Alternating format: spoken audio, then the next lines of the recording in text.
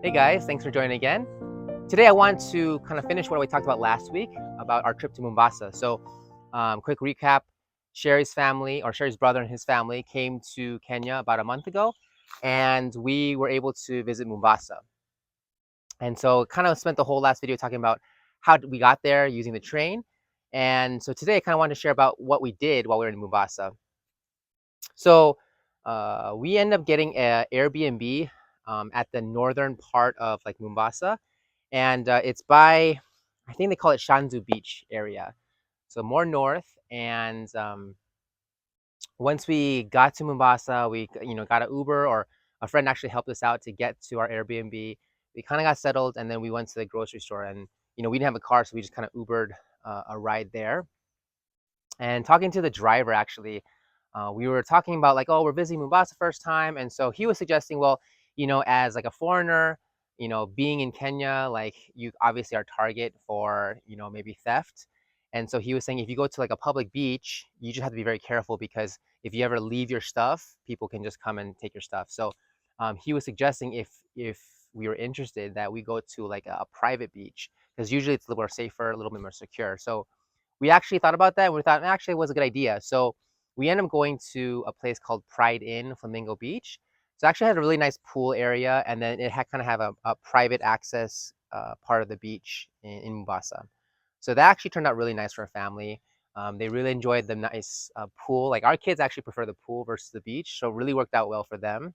And then being on the beach, we were able to actually use our snorkel gear and kind of go around and do a little bit of snorkeling in the waters right off the beach there. So that was really nice for our family to do. And so we were able to do that for like one whole day. And then the second day, we decided to go like explore Mombasa since it's the first time for us. And so the second day we were there, we ended up going early. We Ubered a ride over to the Nguuni Nature or Animal Sanctuary. And what was cool about this place is that they actually have free roaming giraffes, which is I think is like a rarity, like if not the only place. And so they just have giraffes roaming around, and they're not in cages, and so we can kind of walk around. And their big plug is that you could go camping there or even just having a picnic. So we brought a picnic lunch, like sat under the little like kind of shelter, and then they just have all these giraffes coming around and walking around where you're sitting and eating. And so we got actually, pretty close to giraffe. You could take pictures, and it was cool just to like observe them eating and just hanging around with us. And so they're used to like being around people, and so they're not like scared or not skittish with people being around. So that was really cool to see, just to be so close to giraffes and kind of have that experience. After that, we end up kind of doing a little bit of a tour around Mombasa since we didn't really know anything about it. So we kind of felt like we should at least kind of have a little bit of tour, just kind of get a little bit layout of lands. And so we end up just seeing kind of the old town of Mombasa. Went to kind of like a little like spice market and just kind of see, just because of the cuisine there is more kind of influenced with like kind of more like a Muslim, like Arab kind of flavor with like Indian flavor as well too. So definitely like kind of like spice market is a little bit more common there. So we're able to visit one. And then walking around kind of the old town of Mombasa. And so that was cool to see, just because, again, historically, there's a lot that went on in terms of significance in Mombasa since being in a port town. And then after kind of walking around Old Town, we ended up going to Fort Jesus, which was like built, I think, in like at like 1500s maybe. And so it's been like a pivotal like landmark for Mombasa. So like whether you have like the Portuguese there, or the Arabs there, or you had like British rule or like the local rule. So it just kind of like had a lot of transfer of hands, and you can actually see that just in the architecture of the fort itself.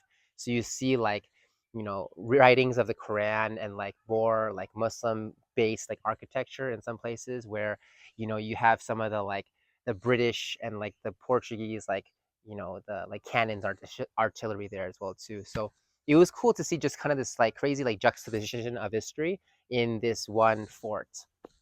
So that was cool to see and explore. And then after that, we did a little bit more sightseeing in town. We saw the Likoni Channel, which is kind of the southern part of Mombasa Island, where you see the ferries going back and forth. And then we saw the Mombasa tusks. which are like these sculptures of elephant tusks that were made. I forgot what exactly was made, but essentially it was to commemorate the visit of Queen Elizabeth II to Mombasa. So they built these elephant tusks in Mombasa as a commemoration of that visit. So the last place we visited was actually the Akamba um, like woodwork or handiwork cooperative. And what this place is actually they have all these local artisans come and these wood carvers, and they bring all this wood in, just logs and coming in, and you're thinking about like there's like teak, there's like mahogany, ebony, and what these artisans do essentially take all this raw material and then make these beautiful wood carvings.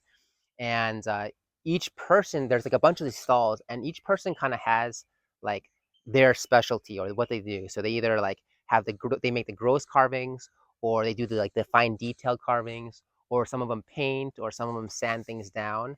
And so each person kind of has a role, and they kind of all kind of have their specialty. Like this person does really good like bowls, and this one does like great carvings of elephants, you know.